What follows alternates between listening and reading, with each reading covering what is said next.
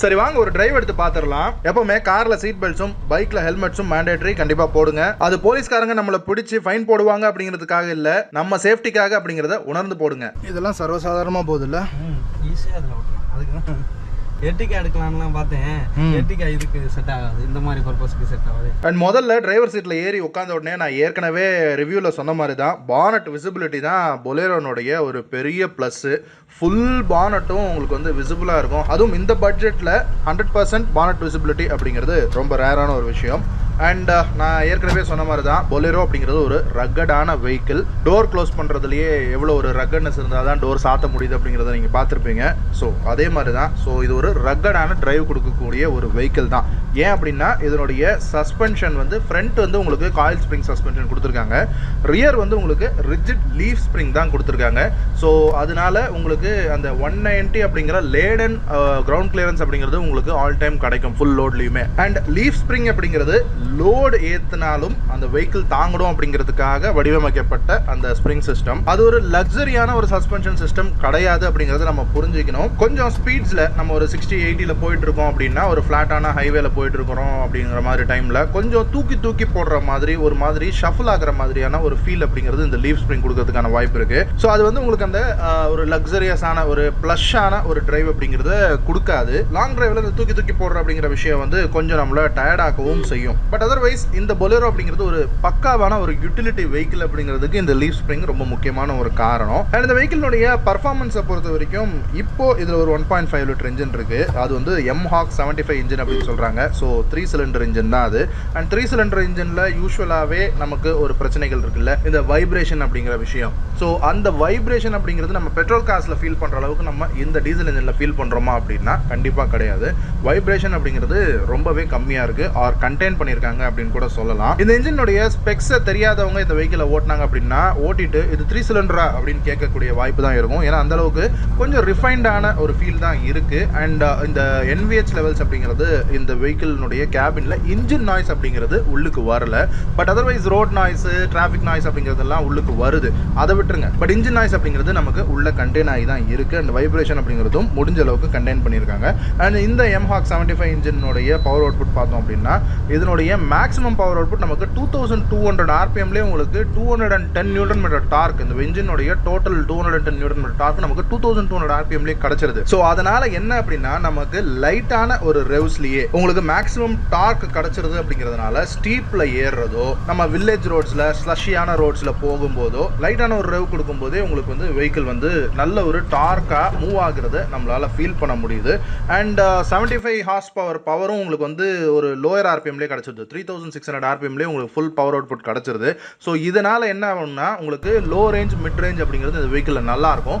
But என்ன பிரச்சனை அப்படின்னா நீங்க ஹை ரேஞ்ச் போகும்போது மேபி உங்களுக்கு 80-100க்கு மேலே போகும்போது உங்களுக்கு இன்ஜின் கொஞ்சம் நாய்ஸியா இருக்கிற மாதிரி, கொஞ்சம் ஹை ரெவ்டா போற மாதிரி, இன்னொரு ஒரு 6th கியர் இருந்தா நல்லா இருக்குமோ, இன்ஜின் வந்து ரொம்ப ரெவ் ஆகுதோ அப்படிங்கிற ஒரு ஃபீல் கொடுக்கறதுக்கான வாய்ப்பு இருக்கு. அண்ட் இந்த வெஹிக்கிள்ல உங்களுக்கு டர்போ கொடுத்துருக்காங்க. அண்ட் டர்போ லேக் வந்து நம்மளால ஃபீல் பண்ண முடியல. அதுக்கும் இந்த லோயர் RPMலயே உங்களுக்கான ஃபுல் பவர் அவுட்புட் கிடைச்சிருது அப்படிங்கிறது தான் காரணம். டர்போ லேக் அப்படிங்கிறது கண்டெயின் பண்ணியிருக்காங்க. அண்ட் இந்த வெஹிக்கிளுடைய ஸ்டியரிங்கை பொறுத்த வரைக்கும் பெரிய அளவுக்கு ஃபீல் அண்ட் ஃபீட்பேக் நீங்க எதிர்பார்ப்பீங்க அப்படின்னா அந்த மாதிரி இதுல எதிர்பார்க்க முடியாது. இது ஒரு யூட்டிலிட்டி வெஹிக்கிள் அப்படிங்கிறத நம்ம மைண்ட்ல வச்சுக்கணும்.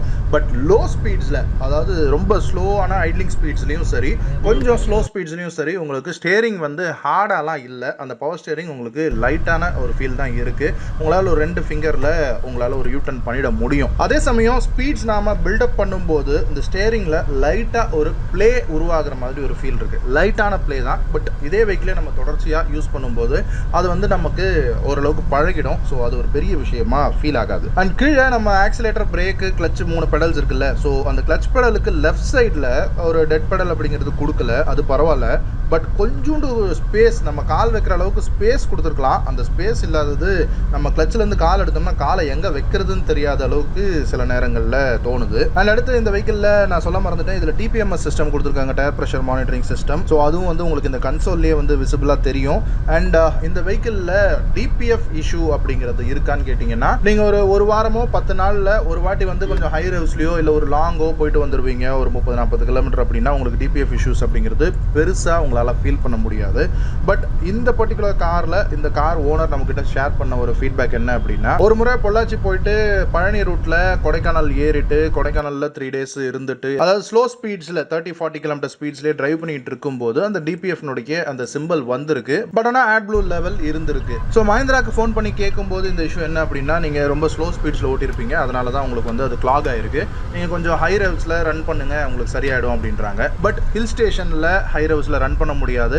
பட் எனிவே ஹில்லை விட்டு இறங்கிட்டு ஹைவேல டிரைவ் பண்ணும்போது அந்த டிபிஎஃப் இஷ்யூ அப்படிங்கிறது போயிடுச்சான். ஸோ இது ஜென்ரலைஸ்டான ஒரு டிபிஎஃப் இஷ்யூ. யூஸ்வலாகவே இந்த டிபிஎஃப் இருக்கக்கூடிய அந்த டீசல் கார்ஸில் அப்பப்போ கொஞ்சம் ஹை ரவுஸில் ஹைவேஸில் கொஞ்சம் கிலோமீட்டர்ஸ் டிரைவ் பண்ணோம் அப்படின்னா அந்த டிபிஎஃப்னுடைய இஷ்யூ போயிடும். அப்படி இல்லைன்னா மேனுஃபேக்சர் சொல்லியிருக்கக்கூடிய அந்த டிபிஎஃப் கிளியர் பண்ணக்கூடிய அந்த ப்ரொசீஜரை ஃபாலோ பண்ணீங்க அப்படின்னா அந்த பிரச்சனை உங்களுக்கு வராது. அண்ட் அதுக்கப்புறமா கியர்ஸை பொறுத்த வரைக்கும் இதில் 5 கியர்ஸ் கொடுத்துருக்காங்க. அண்ட் கியர்ஸ் வந்து கண்டிப்பாக டால் கியர்ஸாக இருக்குது.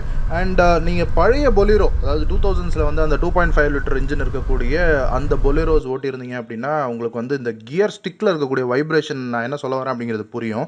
ஸோ அதில் வந்து நல்ல ஒரு வைப்ரேஷன் அப்படிங்கிறது ஃபீல் பண்ண முடியாது. ஓல்டு ஜென்ரேஷன் கார் அப்படிங்கிறது நமக்கு வந்து ஃபீல் ஆகும். பட் அந்த வைப்ரேஷன் அப்படிங்கிறது இந்த வெஹிக்கிளில் ரொம்பவே கம்மியாக இருக்குது லைட்டாக. பட் இருந்தாலும் ரொம்பவே கம்மியாக இருக்கிற மாதிரி தான் ஒரு ஃபீல் இருக்குது. பட் கியர்ஸ் அப்படிங்கிறது டாலான கியர்ஸ் தான். ஆனால் கரெக்டான கியர்ஸ் வந்து சிங்க்ரனைஸ்டாக போய் உட்காருது. கியர் ஸ்லிப் அப்படிங்கிற விஷயம் நான் எதுவும் என்கவுண்டர் பண்ணலை. அண்ட் இந்த மாதிரி ஒரு ரகடான ஒரு யூட்டிலிட்டி வெஹிக்கிள் வாங்கணும் அப்படிங்கிறதே வந்து நம்ம ரகடாக டிரைவ் பண்ணுறதுக்கு தான். அண்ட் மோஸ்ட்லி இந்த மாதிரியான ஒரு சிங்கிள் ரோட்ல ஓட்டுறீங்க, ஒரு வில்லேஜ் ரோட்ல ஓட்டுறீங்க அப்படிங்கிறப்போ எதிரில் ஒரு பெரிய பஸ் வந்துருச்சு அப்படின்னா நீங்கள் வந்து ரோடை விட்டு கீழே இறங்காமல் அப்படியே போகணும்லாம் நினைக்காதீங்க. கீழே இறங்கி தாராளமாக போகலாம். அது இந்த மாதிரியான எஸ்யூவிஸில் சொல்கிறேன். அந்த தைரியமாக இறங்கி போகிறது அப்படிங்கிற அந்த ஃபீல் வந்து இந்த வெஹிக்கிள் கண்டிப்பாக நமக்கு கொடுக்குது. கீழே இறங்கினா கீழே தட்டுமோ அப்படிங்கிற ஒரு பயம் அதெல்லாம் வந்து எதுவுமே கிடையாது. அண்ட் நம்ம உட்காந்துருக்கிற இந்த ஹை சீட்டிங் பொசிஷன் அண்ட் இந்த வெஹிக்கிளில் இருக்கக்கூடிய ஒரு வைடான டிஎல்ஓ அண்ட் இந்த ஏ பில்லர் அவ்வளோ ஒரு தின்னா இருக்கு. எந்த விதமான ஒரு பிளைண்ட் ஸ்பாட் அப்படிங்கிறதும் கிரியேட் ஆகல. ஸோ ஃபுல்லாக விசிபிளாக இருக்கு. அண்ட் நம்ம ஹைட்டில் உட்காந்துருக்கோம் அப்படிங்கிறது ஒரு மெஜஸ்டிக்கான ஒரு பொசிஷன், ஒரு யானை மேலே உட்காந்து போகிறோம் அப்படிங்கிற ஒரு ஃபீல் அப்படிங்கிறது கொடுக்குது. யூஸ்வலாகவே எஸ்யூவிஸில் கொடுக்கும்ல, அந்த மாதிரி கொடுக்குது. அண்ட் நம்ம கொஞ்சம் அவுடேட்டடான காரில் உட்காந்துருக்கோம் அப்படிங்கிறது இந்த சைட் மிரரை அட்ஜஸ்ட் பண்ணும்போது நமக்கு ஃபீல் ஆகும்னு நினைக்கிறேன். கண்ணாடியை இறக்கி அதை கையில் திருப்பி அட்ஜஸ்ட் பண்ணுறது.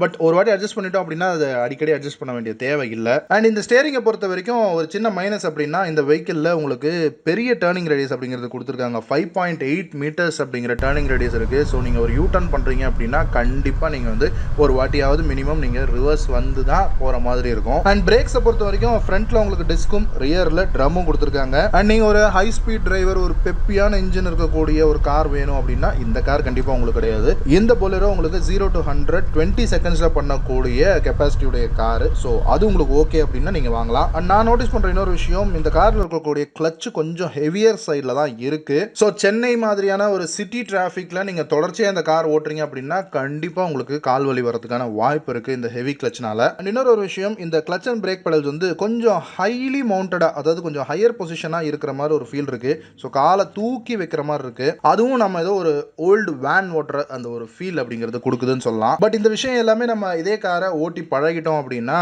இது ஒரு பெரிய ஒரு ட்ரபுளாக நமக்கு ஃபீல் ஆகாது. அண்ட் அதர்வைஸ் இந்த வெஹிக்கிளினுடைய சஸ்பென்ஷன் கம்ஃபர்ட்டை பற்றி சொல்லணும் அப்படின்னா கண்டிப்பாக இந்த சஸ்பென்ஷன் வந்து ஒரு சாஃப்டர் சைடில் தான் இருக்குது. ஒரு 60-70 கிலோமீட்டர் ஸ்பீடு வரைக்கும். அண்ட் உங்களுக்கு பாடி ரோல் அப்படிங்கிறது எவிடென்ட்டாக ஃபீல் ஆகுது அப்படின்னு தான் சொல்லலாம். இந்த லீஃப் ஸ்ப்ரிங்னுடைய அந்த டெண்டன்சி அப்படிங்கிறது இருக்கிறதுனால உங்களுக்கு பாடி ரோல் அப்படிங்கிறது ஃபீல் ஆகும். பட் அதர்வைஸ் இந்த வெஹிக்கிளில் 4 வீல் டிரைவ் இல்லையே தவிர நம்ம கிராமப்புறங்களில் ரோடு இருந்தாலும் இல்லைனாலும் வண்டியை ஓட்டலாம் அப்படிங்கிற மாதிரியான வண்டி இது. ஸோ ரோட்லையும் கொஞ்சம் ஓட்டிட்டு அதுக்கப்புறம் மண்லையும் கொஞ்சம் ஓட்டி பார்த்தோம். கொஞ்சம் ஸ்லஷ் இருக்கக்கூடிய ஏரியாலையும் ஓட்டி பார்த்தோம்.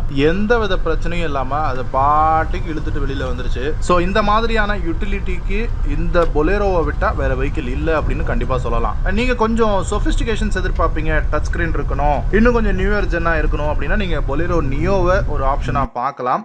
பட் அதர்வைஸ் நீங்கள் ஒரு ரகடான ஆள், உங்களுடைய பர்பஸ் ஒரு ரகடான பர்பஸ், ஒரு யூட்டிலிட்டிக்கு ஒரு நல்ல வெஹிக்கிள் வேணும். சேம் டைம் ஃபேமிலி யூஸுக்கும் தனியாக செப்பரேட்டாக ரெண்டாவது வெஹிக்கிள் வாங்க முடியாது. இதையும் ஃபேமிலி யூஸும் பண்ணிக்கணும் அப்படின்னு நினைச்சீங்க அப்படின்னா பொலேரோ பெஸ்டான ஆப்ஷன். அண்ட் இந்தியாவில் 12 லட்சம் காருக்கு மேலே வித்துருக்கு அப்படிங்கிறது அதுக்கான சாட்சின்னு நினைக்கிறேன். அண்ட் ஃப்ரண்ட் சீட்ஸில் ஏசி கூலிங் அப்படிங்கிறது சான்ஸே இல்லை, ரொம்பவே நல்லா இருக்கு. அண்ட் பொலேரோவை பொறுத்த வரைக்கும் ஒரு மைனஸ் அப்படின்னா ரஸ்டிங் இஷ்யூவை சொல்லலாம். இந்த வெஹிக்கிள் 2024 பிராண்ட் நியூ வெஹிக்கிள். இதுலயே நிறைய இடங்கள்ல ரஸ்ட் ஃபார்ம் ஆக ஆரம்பிச்சிருச்சு இப்போவே. ஸோ முடிஞ்ச வரைக்கும் ரஸ்ட் ஃபார்ம் ஆகாம மெயின்டைன் பண்றது அப்படிங்கிறது இந்த கார் வாங்குறவங்களுக்கு ஒரு எக்ஸ்ட்ரா வேலையா இருக்கும். ஸோ ஓகே மக்களே, இதுதான் நம்மளுடைய ரிவ்யூ மஹேந்திரா பொலேரோனுடையது. ஐ திங்க் இந்த வீடியோ உங்களுக்கு பிடிச்சிருக்கும் அப்படின்னு நினைக்கிறேன். நான் ஏதாவது சொல்லாமல் விட்டுருந்தேன் அப்படின்னா கீழே கமெண்ட் செக்ஷனில் சொல்லுங்க. அண்ட் உங்களுடைய ஃபீட்பேக்கையும் கமெண்ட் செக்ஷனில் சொல்லுங்க.